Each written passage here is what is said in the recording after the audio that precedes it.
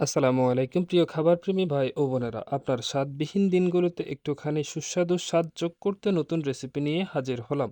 আজকে আমরা তৈরি করেছি সবার প্রিয় স্বাস্থ্যকর এবং সুস্বাদু থানকুনি পাতার ভর্তা। থানকুনি পাতার ভর্তা একটি জনপ্রিয় বাঙালি খাবার। এটি স্বাস্থ্যের জন্য অত্যন্ত উপকারী। এটি খুব সহজেই তৈরি করা যায়। প্রথমত আপনার লাগবে হচ্ছে থানকুনি পাতা, মাছ ভাজি, শুকনো মরিচ, পেঁয়াজ, এরপর হচ্ছে সরিষার তেল। আপনি এগুলো দিয়েই খুব সহজে এটা তৈরি করতে পারেন। প্রথমত আপনি হচ্ছে মাছগুলোকে খুব সুন্দরভাবে কাঁটাগুলা ছাড়িয়ে নিবেন, যাতে কাঁটা না থাকে, পরবর্তীতে গলায় যাতে না বাজে। এরপর হচ্ছে আপনি শুকনো মরিচ, লবণ দিয়ে ভালোভাবে একটু মিশ্রণ করে নিবেন। এরপর হচ্ছে মরিচগুলো একটু ভালো করে করে নিবেন। চাইলে আপনি কাঁচা মরিচও ব্যবহার করতে পারেন।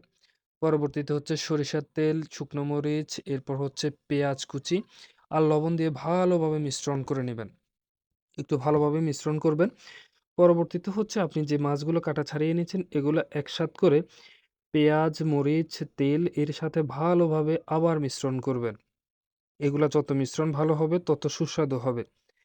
একদম লাস্ট পর্যায়ে গিয়ে যে থানকুনি পাতাগুলো আপনি টেলে নিয়েছিলেন, ওই থানকুনি পাতাগুলো এবং পরবর্তীতে মাছ, পেঁয়াজের যে আমরা মিশ্রণটি তৈরি করেছিলাম, ওইটি একসাথ করে আবার ভালো করে মিশ্রণ করবেন।